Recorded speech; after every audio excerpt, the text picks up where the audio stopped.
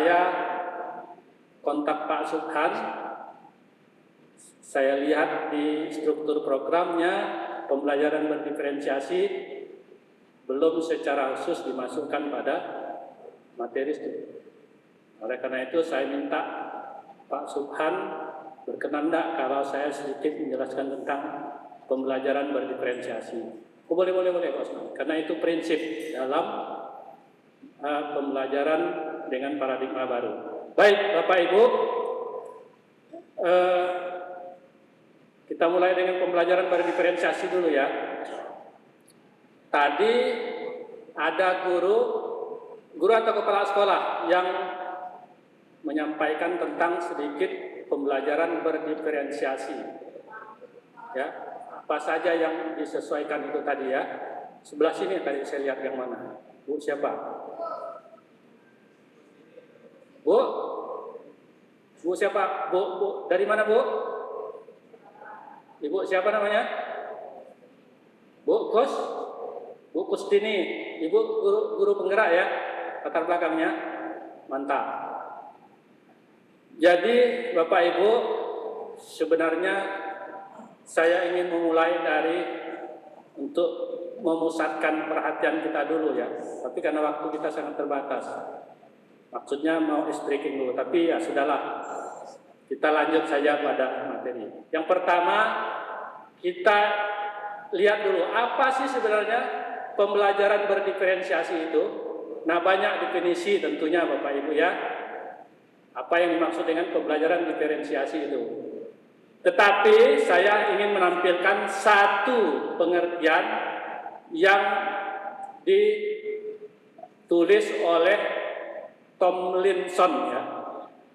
Menurut Tomlinson itu bahwa pembelajaran berdiferensiasi itu adalah ya suatu usaha untuk menyesuaikan proses pembelajaran di kelas. Ingat ya Bapak Ibu ya, menyesuaikan proses pembelajaran di kelas untuk memenuhi kebutuhan pembelajaran individu, untuk memenuhi kebutuhan pembelajaran individu.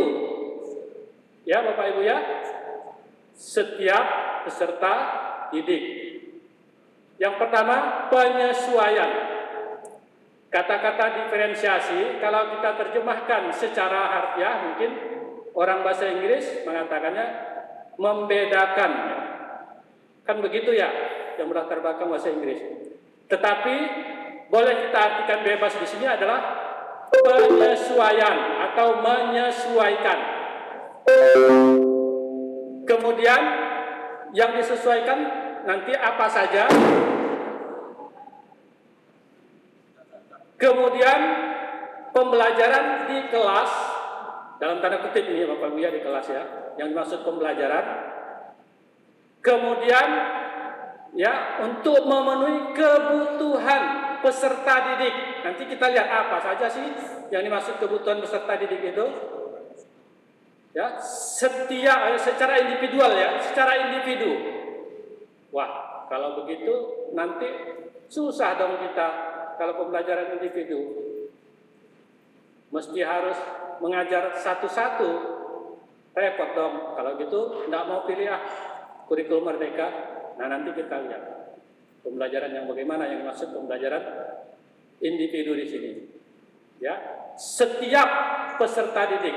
Nah, setiap itu maknanya adalah semua, seluruhnya peserta didik itu mendapat pelayanan. Yes. Tadi ingat kebutuhan, sesuai dengan kebutuhannya, disesuaikan dengan kebutuhannya. Nah, oke, itu pengertian ya Bapak Ibu. Sini ya, ini menurut Tomlinson. Mudah-mudahan saya mendefinisikannya itu ya sesuai dengan Tomlinsonnya sendiri. Mudah-mudahan saya tidak salah tadi menyebutkan itu.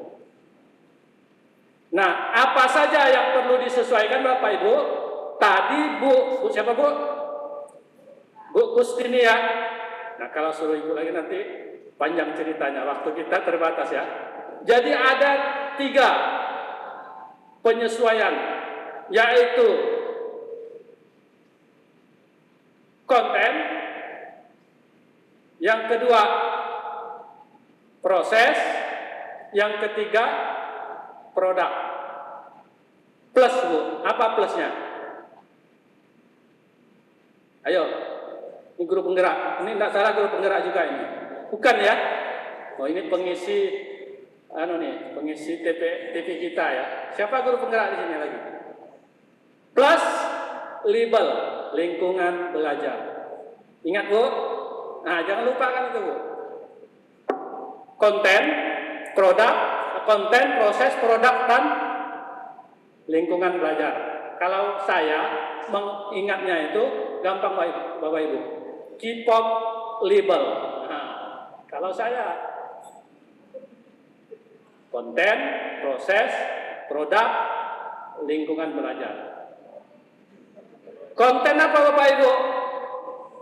Yang sederhananya adalah materi ajar. Ya. Apa yang dibedakan? Keluasan dan kedalaman materi ajarnya.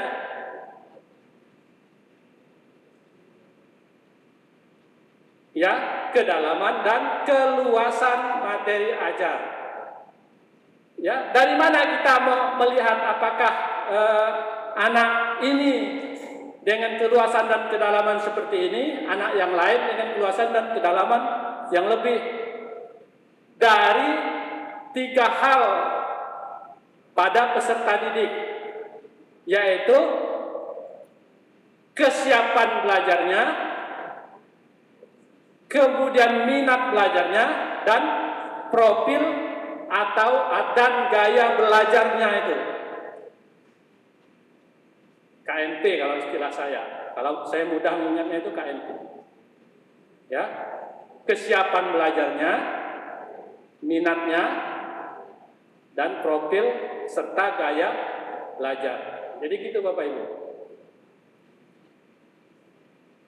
Kesiapan belajarnya Bapak Ibu, dia itu sudah mau mengetahui atau belum materi prasyaratnya misalnya.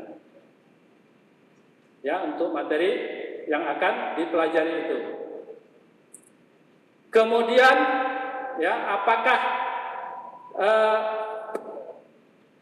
minatnya tentang hal apa misalnya. Jadi kita upayakan ketiga konten, proses, dan produk itu sesuaikan dengan minat juga, sesuaikan dengan kesiapan belajarnya, dan satu lagi gaya atau profil belajar peserta didik itu. Itu kaitannya Bapak Ibu. Ya, semuanya dikaitkan ke sana.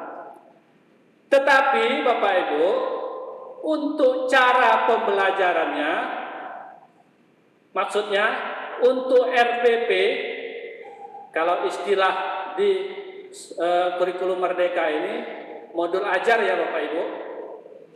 Jadi kalau kita dulu menyebut modul ajar, kalau sekarang istilah modul ajar itu diekuivalensikan dengan RPP. Ya. Yaitu yang kalau RPP yang disederhanakan, minimal muatannya adalah tujuan pembelajaran, apalagi kegiatan pembelajaran, dan asesmen atau penilaian. Kalau mau lebih daripada itu modul ajarnya lebih daripada yang 3 muatan tadi, maka disebutkan istilahnya dengan RPP plus. Nah, mau yang modul ajar RPP biasa atau yang disederhanakan, atau mau yang lebih. Nah, Bapak Ibu silakan, merdeka untuk memilih itu. Tapi minimal 3 muatan itu harus ada di luar identitas ya Bapak Ibu ya. Jadi sekali lagi, jangan pikirkan kalau begitu pelayanannya harus satu-satu secara individu, RPP-nya juga harus macam-macam.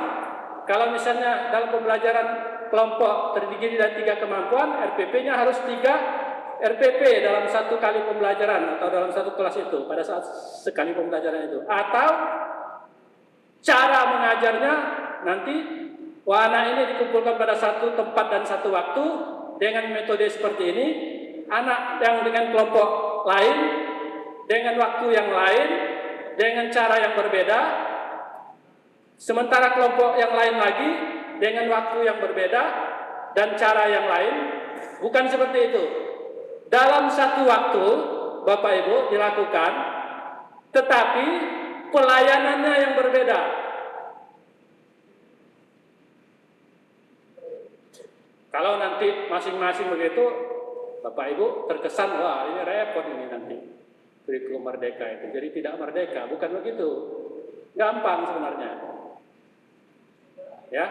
Jadi dalam satu waktu, RPP-nya tetap satu.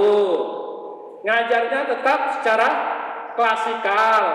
Pelayanannya yang individual, maksudnya kalau anak yang berkemampuan tinggi, yang kesiapan belajarnya sudah sangat siap, itu di kemandirian dia dalam proses pembelajaran lebih diutamakan. Pelayanan individual kepada anak-anak dengan kesiapan belajar yang masih perlu bantuan itu. Makanya perlu diagnostik awal. Kalau bicara diagnostik panjang ceritanya Bapak Ibu. Tadi juga tadi diceritakan sedikit oleh Bu Yuyun. Tapi kalau saya tambahin ceritanya habis untuk itu. Jadi saya sudahi sajalah berkenaan dengan diagnostik itu. Gampang kan Bapak Ibu? Jadi jangan dengarkan kata mereka tentang pembelajaran berdiferensiasi itu susah. Ya, ikut kata saya. Yakini kata saya. Bahwa pembelajaran berdiferensiasi itu gampang dan memang seharusnya pembelajaran seperti itu. Mau menggunakan kurikulum 2013, mau menggunakan kurikulum merdeka, mau yang lain, memang seharusnya pembelajaran seperti itu.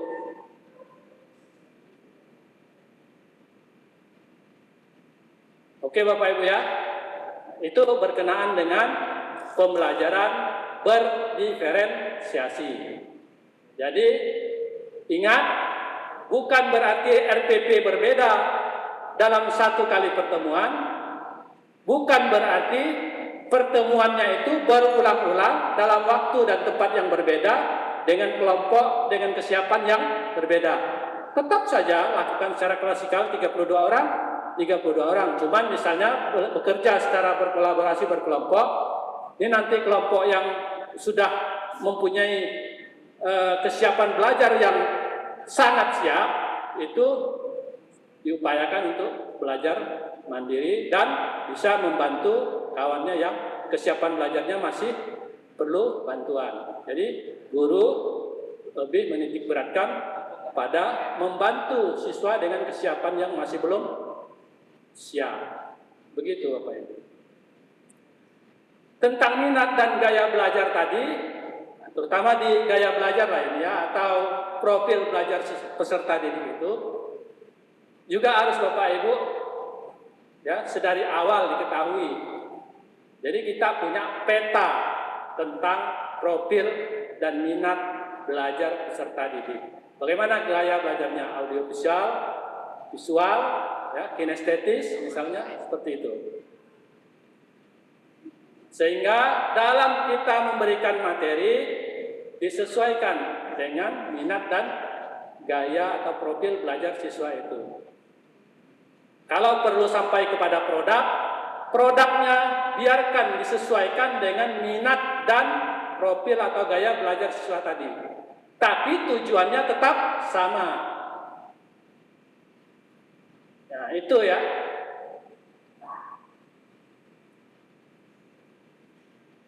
Itu prinsip dari pembelajaran berdiferensiasi.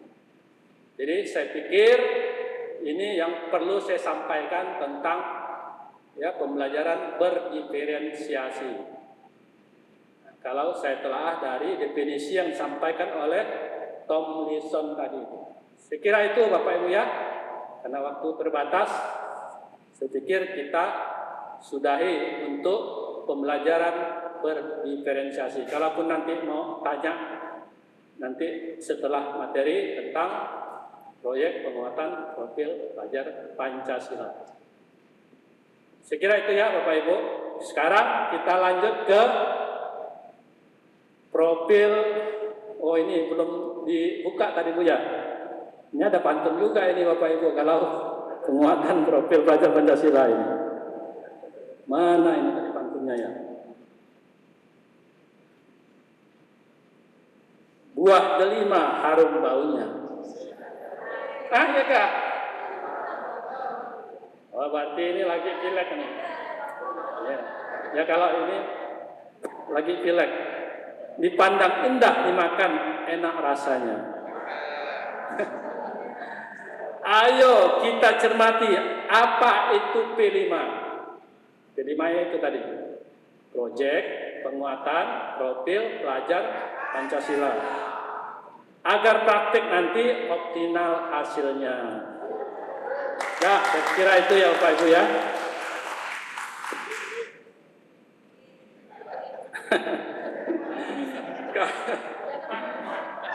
Apa itu? Oke. Sebenarnya banyak sih Bu. Ini pantun semua tuh. Cuma nanti kalau ya, kalaupun saya dibayar Pak Subhan nanti lalu bayar karena pantunnya saja itu nanti, bukan karena isinya. Nanti banyak-banyak pula saya buat pantun. Habis cerita.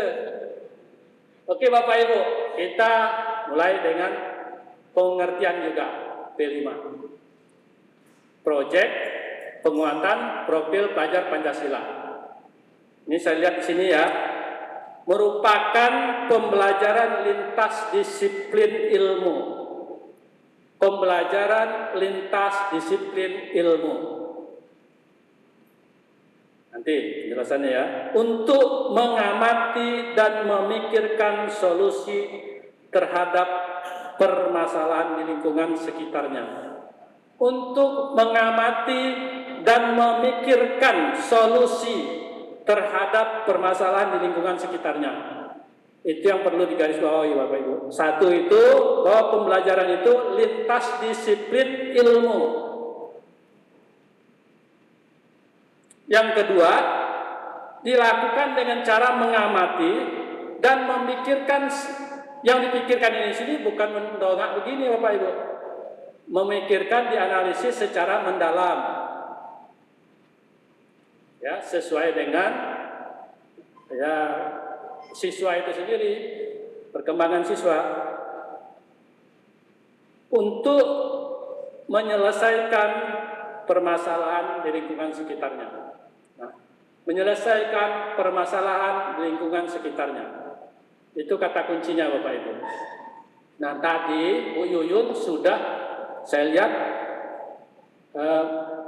ada memaparkan ya, bahwa kegiatan pembelajaran yang kita lakukan dalam Merdeka Belajar ini adalah prinsip pembelajaran dengan paradigma baru. Dilakukan dengan cara paling tidak itu dengan 3 kegiatan Bapak Ibu. Kalau dalam kurikulum sebelumnya cenderung ke 2 kegiatan. Kalau di kurikulum Merdeka dilakukan dengan 3 kegiatan besar, yaitu kegiatan intrakurikuler, kegiatan ekstrakurikuler, dan 1 itu adalah melakukan proyek penguatan profil pelajar Pancasila. Masuk kategori mana dia?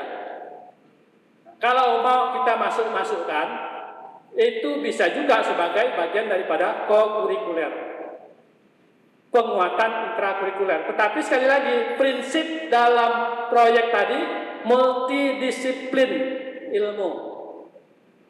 Artinya tidak hanya terkait pada satu atau dua mata pelajaran, tetapi interrelasi antar mapel ya. Itu yang paling prinsip Bapak Ibu. Kemudian apa prinsip dalam profil pelajar, penguatan profil pelajar Pancasila itu? Paling tidak ada 4 Bapak Ibu. Kalau saya mengingatnya itu HKB, bukan HKBP ya. Saya ingat ya, kalau kita ingat HKBP. Untuk saya mengingat, karena setiap kali saya lewat Kota Baru, sebelah kiri ada HKBP. Itu yang membuat saya menjadi ingat. Tapi P-nya saya ganti dengan E, HKBE. 1H itu adalah holistik. Yang kedua, B itu berpusat pada peserta didik. Ya. K ada yang belum ya? HK itu kontekstual. Jadi holistik, kontekstual, B-nya berpusat pada peserta didik, dan E-nya adalah eksploratif, eksplorasi. Itu prinsip kunci dalam P5, proyek penguatan profil pelajar Pancasila itu. Holistik tadi, dari pengertian P5 tadi, dia multidisiplin ilmu, tidak terbatas pada satu mata pelajaran atau 2 mata pelajaran. Kalau hanya pada 1 atau 2 mata pelajaran, itu bukan P5, tapi proyek pada mata pelajaran. Kalau K13 Bapak Ibu mengenal ada PT, Pak Subhan, ada KMTT, Pak Subhan apa ya kalau yang begitu. Kalau 2013 itu udah di bawah benak Pak Subhan semua. Ya kan? Ada PT dan KMTT. Cuman apa itu PT? Bukan penebang kayu. Perusahaan terbatas pun. Penugasan terstruktur. Tenang Bapak Ibu, saya tidak bertanya dengan Bapak Ibu. Karena namanya sosialisasi ya. Kalau saya bertanya, nanti kami kan belum tahu Pak. Kan? Kecuali kalau Bapak Ibu saya paksa bertanya. Kalau saya yang bertanya, jawab Pak. Kan ini sosialisasi. Nah, gitu. Jadi penugasan terstruktur dan KMTT, kegiatan mandiri tidak terstruktur. Kan itu di KTSP, K13, KBK dulu kan begitu. Yang beban belajarnya kalau di jenjang SMP 50% dari beban belajar setiap mapel itu. Kan begitu. Yang bentuknya kalau PT, katakanlah kalau bahasa saya ya PR biasa itu.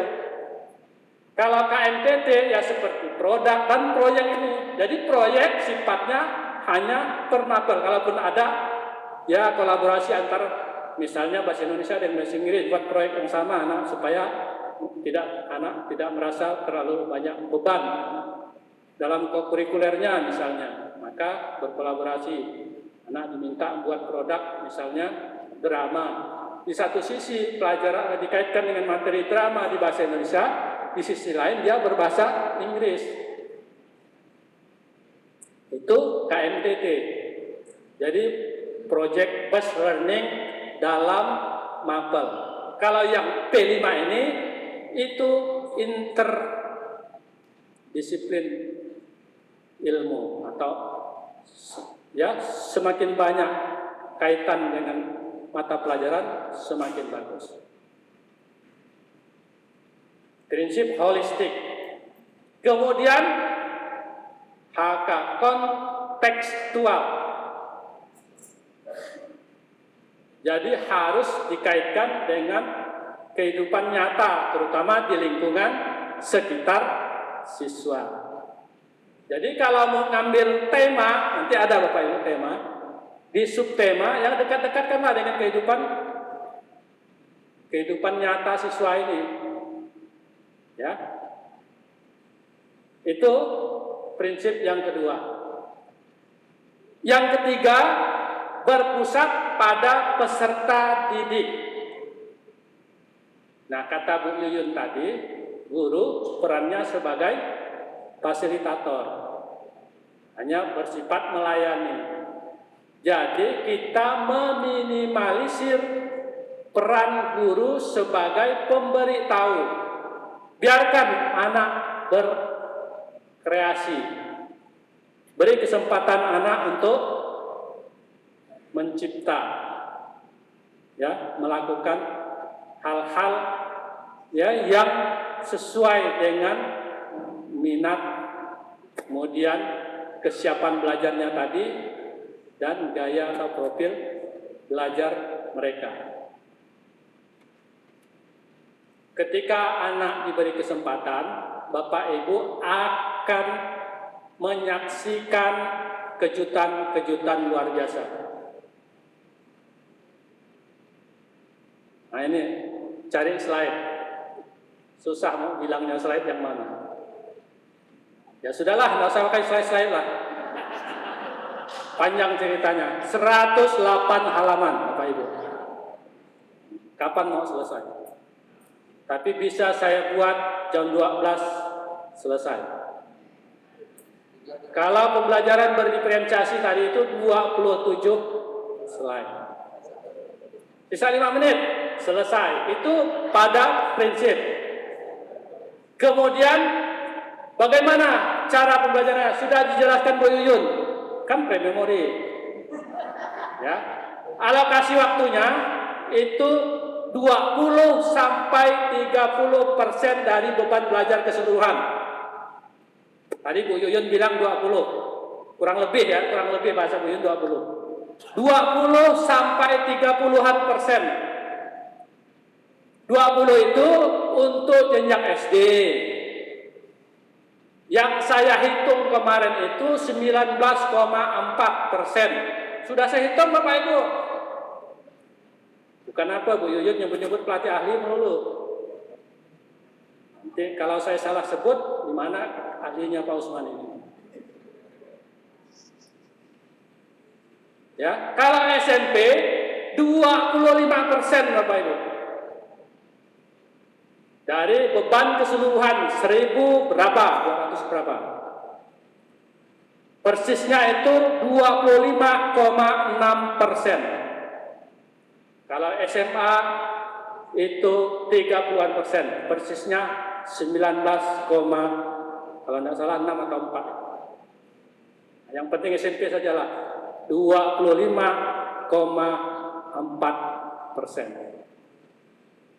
Caranya tadi itu tadi bisa seperti jam pelajaran disebar beberapa hari dalam seminggu, 2 JP di hari apa, 2 JP di hari apa, 2 JP di hari apa. Bisa juga dalam seminggu dipusatkan pada satu hari, misalnya hari Jumat, Senin, Selasa, Rabu, Kamis mereka intrakurikuler, hari Jumat fokus pada proyek. Atau diambil waktu berapa minggu, tidak ada kegiatan intrakurikuler, semuanya kegiatan proyek. Misalnya 2 minggu sampai berapa bulan. Dan pilihan, ada temanya Bapak Ibu, sudah disiapkan dari kementerian. Ada 9 tema. Kok 9 Pak Usman? Kata tadi saya bilang, mungkin Bu Yuyun bilang 7, tapi mudah-mudahan tidak sebutkan Bu Yuyun. Nah, kalau hanya baca di modul, sepertinya 7. 9 itu kalau SMK sebenarnya, ya 7 itu untuk SMP, SMA. Kalau 9 ada 2 tema wajib di SMA yang berkenaan dengan dunia kerja. Kalau di SD itu 5 tema. Di antara 5 tema itu dalam setahun mereka harus memilih 2 kalau jenjang SD. Kalau jenjang SMP dan SMA ada 7 pilihan tema yang disiapkan selama 3 tahun itu. Tetapi untuk setiap tahun dipilih 3 dari 7 tema itu. Kalau SMK 3 juga pilihannya, tetapi 2 yang wajib itu harus.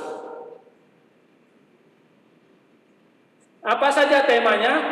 Barangkali tadi sudah disebutkan Bu Yuyun. Ya. Kearifan lokal, itu SD, SMA, SMP, SMA, SMK, milih itu juga. Gaya hidup berkelanjutan, SD, SMP, SMA, SMK, milih itu juga. Kemudian Bhinneka Tunggal Ika, SMP, SMA, SMK.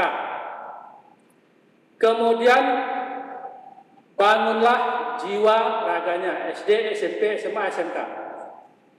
Kemudian apa yang belum saya sebut? Bangunlah jiwa dan raganya sudah. Apa Bu Yun yang sebelum saya sebut tadi? Ada 7 lah paling tidak di situ. Ada 4 yang sudah saya sebut ya. Bangunlah jiwa dan raganya, Bhinneka Tunggal Ika, gaya hidup berkelanjutan sudah ya tadi ya.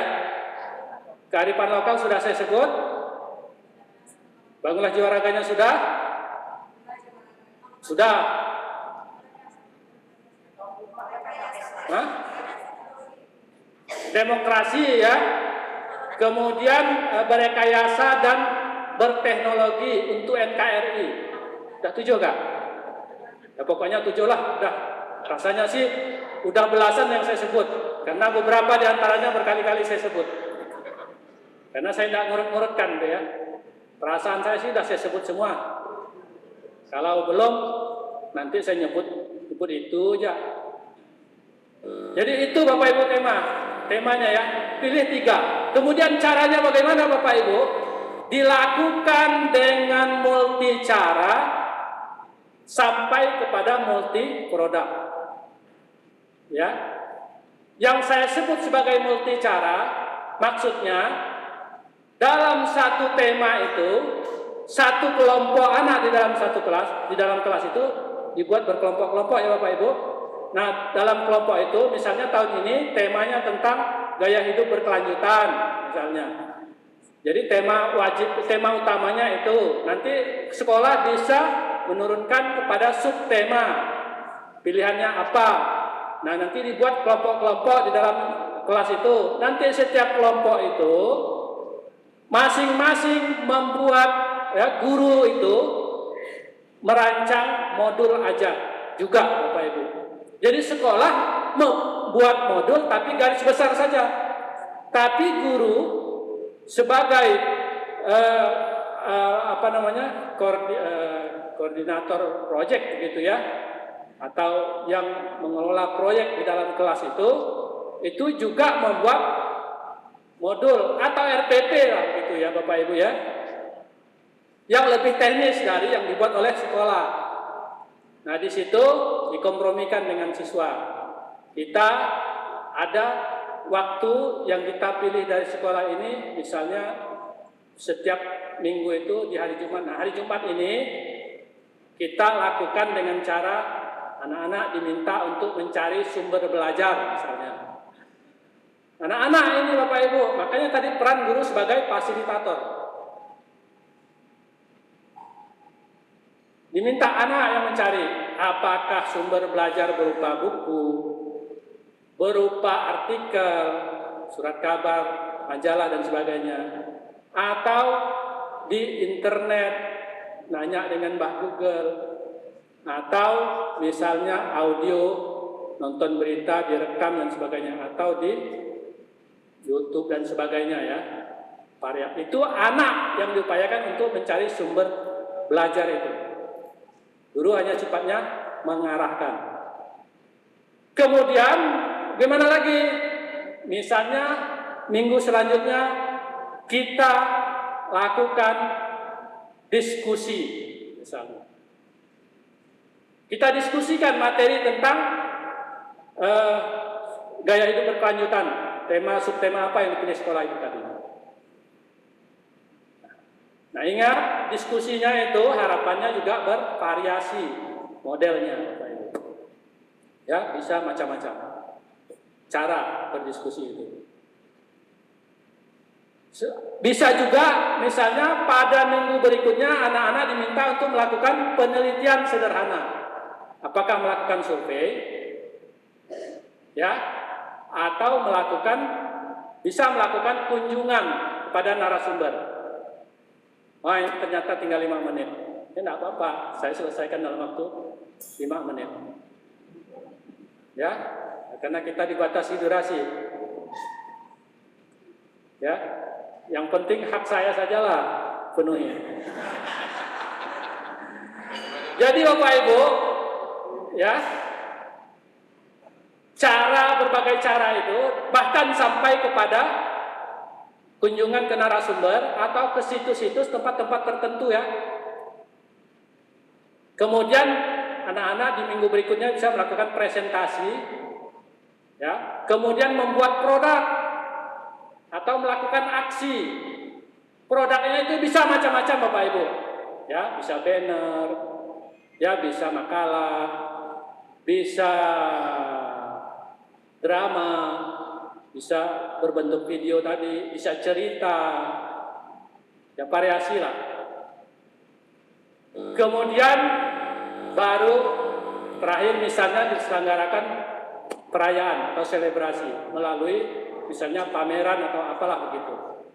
Kalau semuanya itu dilakukan berarti mantap proyeknya. Kalau sebagian daripada itu sudah mantap, bagus. Tapi kalau hanya 1-2 kegiatan, biasa saja. Yang tidak bagus itu yang tidak dilakukan sama sekali. Yang mantap, yang keren, yang dilakukan semua. Itu Bapak Ibu, saya kira ya, banyak sih yang mau saya sampaikan. Cuman saya sampai didatangi, tidak enak pula saya mengambil hak Bapak Ibu untuk ya istirahat. Apalagi waktunya untuk sholat. Ya, yang penting Bapak Ibu, ini yang penting. Mohon maaf ya, barangkali banyak hal yang tidak bisa tersampaikan, tapi Bapak Ibu sudah bisa mengambil benang merah ya, bahwa kegiatan profil pelajar Pancasila itu, proyek penguatan profil pelajar Pancasila itu sangat bagus sekali Bapak Ibu. Dan memang harus seperti itu. Coba Bapak Ibu, kalau waktu itu Bapak Ibu masih usia sekolah, SD, SMP, SMA, ketemu dengan Pak Sekolah, Bu Yuyun, Bu Susana, Bu Kiswanti, mana nih Bu Kiswanti? Nah, ketemu dengan ibu-ibu yang cantik-cantik begini, keren-keren begini, kreatif, kita muridnya diberikan yang namanya proyek seperti ini, wih, apa jadinya kita seperti itu? Saya aja yang tidak diberikan proyek seperti itu, coba ya bisa jadi seperti ini. Apalagi dikasih proyek seperti itu waktu dulu, pasti lebih matang lagi. Kan begitu? Salah pula ini yang terakhir. Mana pantun saya tadi ini?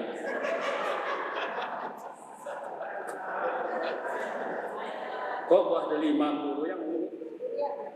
Nah, yang terakhir ya, burung pipit dan burung gereja. Burung kenari menari-nari. Mari kita laksanakan kurikulum merdeka agar generasi kita berdaya saing tinggi. Tepuk tangan untuk saya. Dan tepuk tangan untuk Bapak Ibu. Terima kasih. Mohon maaf atas banyak hal yang kurang dari diri saya. Terima kasih sudah terpukau dengan apa yang saya sampaikan. Ya, buktinya tepuk tangan semua. Saya akhiri billahi taufiq wal hidayah. Assalamualaikum warahmatullahi wabarakatuh. Merdeka! Kok merdeka ya? Kurikulum merdeka. Kurikulum merdeka! Yes. Sip. Silakan diambil alih panitia.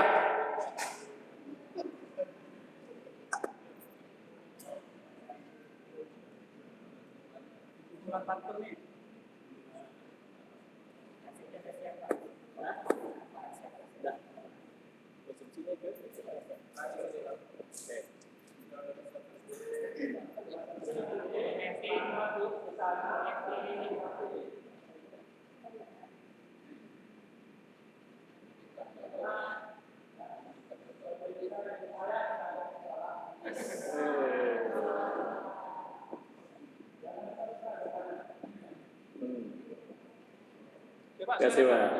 Ikan ruan di dalam payak kepada Pak Usman diucapkan terima kasih banyak. Alhamdulillah. Terima kasih banyak Pak Usman, dan insya Allah semuanya terpukau Pak, insya Allah ya. Jadi tambah ilmu yang luar biasa, dan kita telah sampai kepada saatnya istirahat, makan. Karena siang tidak bisa dimakan, maka kita akan makan ke restoran.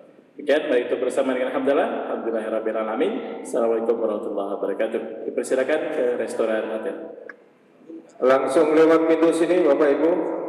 Mau makan di ruangan itu boleh, mau dibawa ke ruangan ini juga silahkan.